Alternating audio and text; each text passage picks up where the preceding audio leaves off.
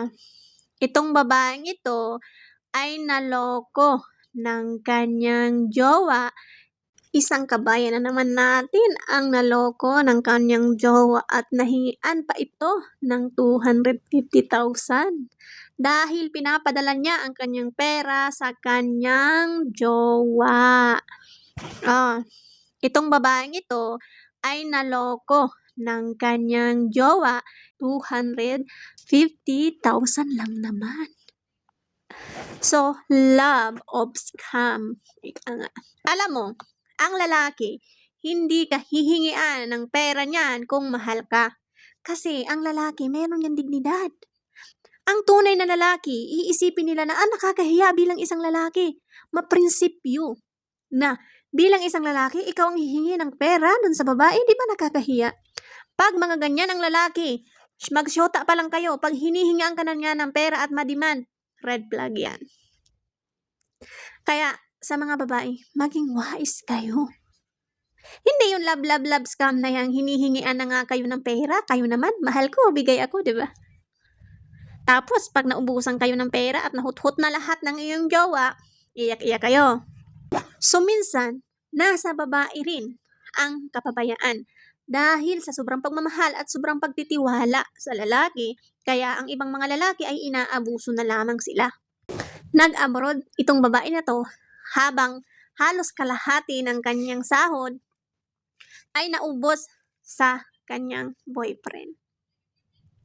Pag ang lalaki, lagi niyong tatandaan, pag ang lalaki ay hinihingian na kayo at nag-i-issue na, syota mo pa lang, nag-i-issue na kayo about doon sa pera, ay mag-isip-isip ka na, girl.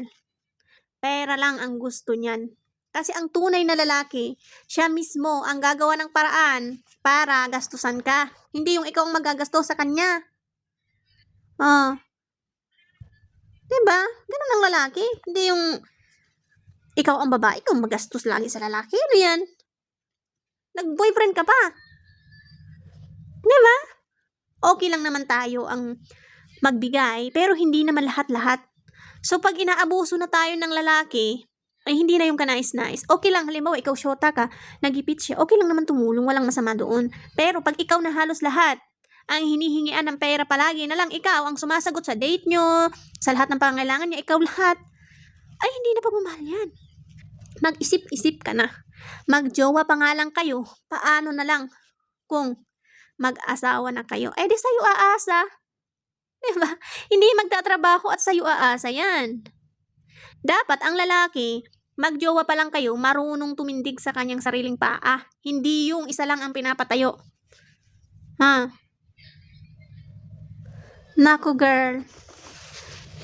Wag kayong masyadong papol sa mga love na yan. Dahil ang love na yan ay hindi mo yan makakain pag nagkalam na ang iyong sikmura. Anong mas mahalaga? Mas mahalaga pa rin ang lalaking may dignidad, may prinsipyo, at hindi humihingi sa kanyang girlfriend or asawa. Dahil may kusa yan. May kusa at tulungan ang bawat isa. Kung ikaw lang palagi ang gumagalaw, nako, ibang usapan na yan.